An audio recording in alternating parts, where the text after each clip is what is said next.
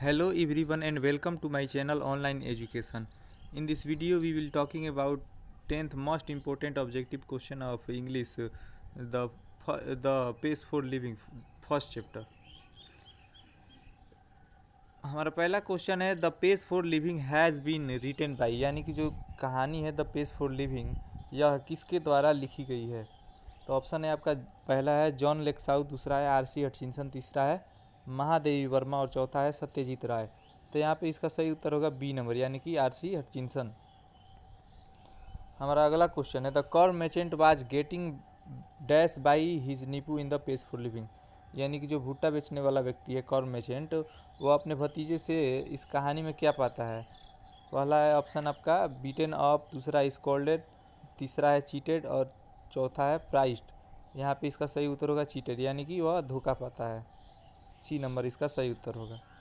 अगला हमारा क्वेश्चन है इन the page for living the author saw a dash, यानी कि जो कहानी है द पेज फॉर लिविंग इसमें लेखक क्या देखने जाता है। पहला ऑप्शन है आपका फिल्म, दूसरा है प्ले, तीसरा है डांस और चौथा है ड्रीम। तो यहाँ पे इसका सही उत्तर होगा बी नंबर, यानी कि प्ले देखने जाता है।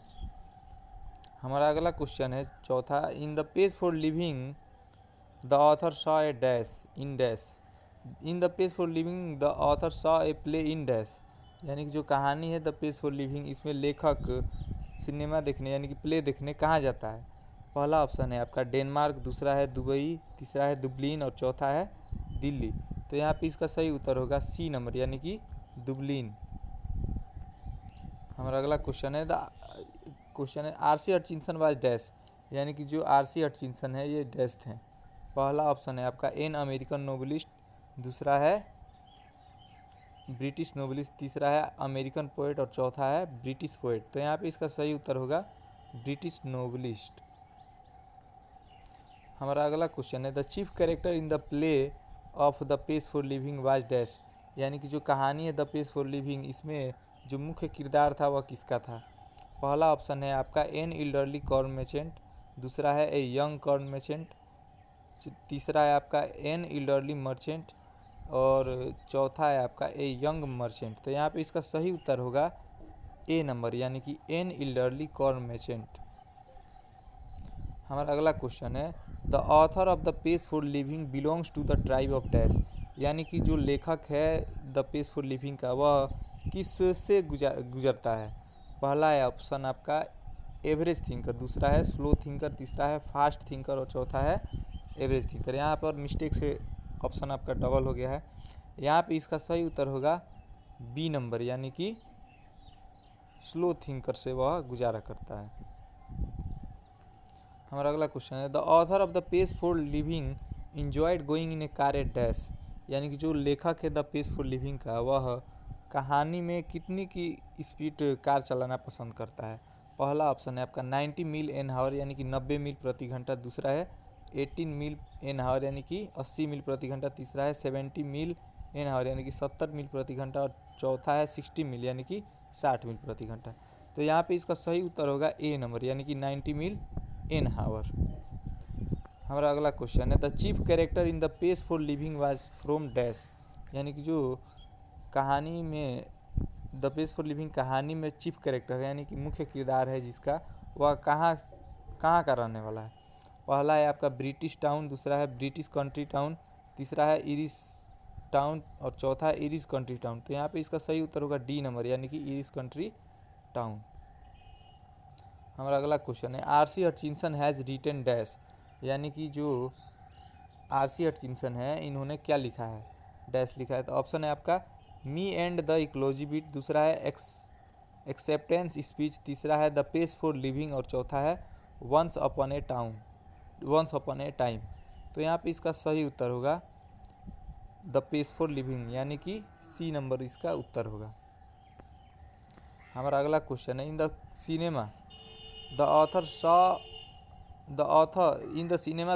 Of the page for living was dash, यानी कि जो पेज फॉर लिविंग है इसमें जो लेखक है वह सिनेमा में अपने आप को कैसा महसूस करता है। पहला ऑप्शन है आपका इन फ्रस्ट्रेशन, दूसरा है इन होपलेस फॉग, तीसरा है इन हैप्पी मूड और चौथा है नॉन ऑफ दिस। तो यहाँ पे इसका सही उत्तर होगा बी नंबर, यानी कि इन होपलेस फोग, यानी कि वह सिनेमा जब देखने जाता है तो उसको कुछ समझ में नहीं आता है, वह आशाहीन हो जाता है। हमारा अगला क्वेश्चन 12वां है, the author of the page for living finds himself in A hopeless fog when, यानी कि जो लेखक है द पेज फॉर लिविंग का, वह अपने आप को होपलेस फोग यानी कि अकेला कब पाता है। पहला है ऑप्शन आपका A number, he goes to work, यानी कि जब वह काम करने जाता है। दूसरा है ही गोज़ टू प्ले, यानी कि जब वह खेलने जाता है। तीसरा है ही गोज़ टू सिनेमा, यानी कि जब वह सिनेमा जाता है सिनेमा देखने। और चौथा है ही गोज़ टू मार्केट, यानी कि जब वह बाज़ार जाता है।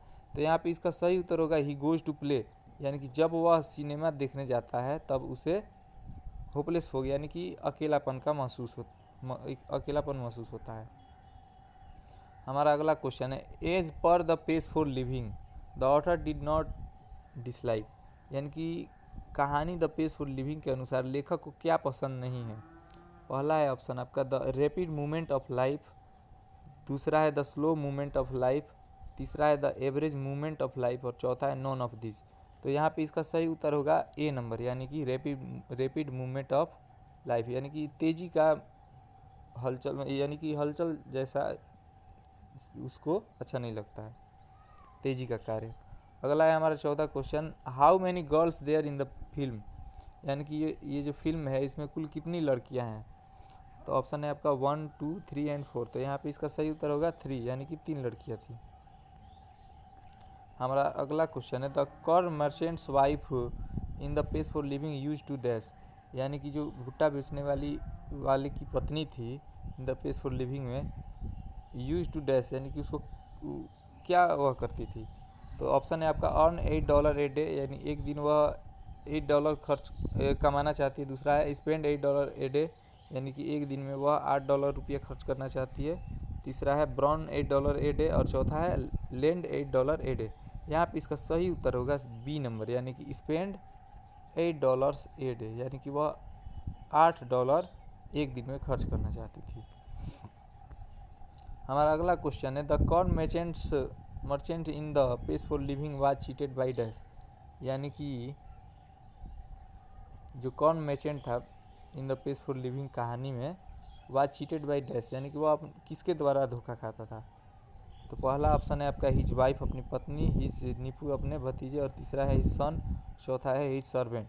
तो यहाँ पे इसका सही उत्तर होगा बी नंबर, यानी कि हिज नीपू, यानी कि वह अपने भतीजे द्वारा धोखा खाता था। हमारा अगला क्वेश्चन है, the corn merchants wife in the page for living was dash, यानी कि जो कॉर्न मर्चेंट की पत्नी थी, भुट्टा बेचने वाले व्यक्ति की पत्नी, वह किस स्वभाव की थी।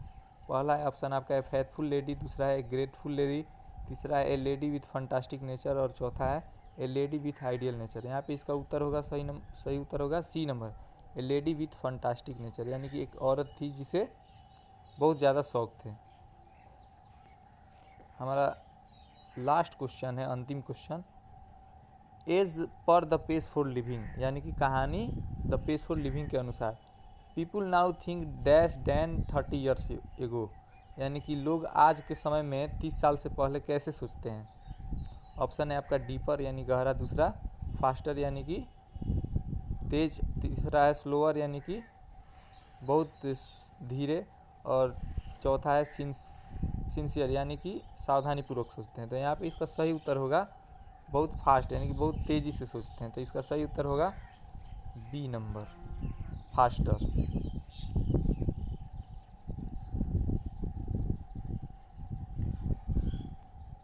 इसी प्रकार मिलते हैं अब अगले वीडियो में।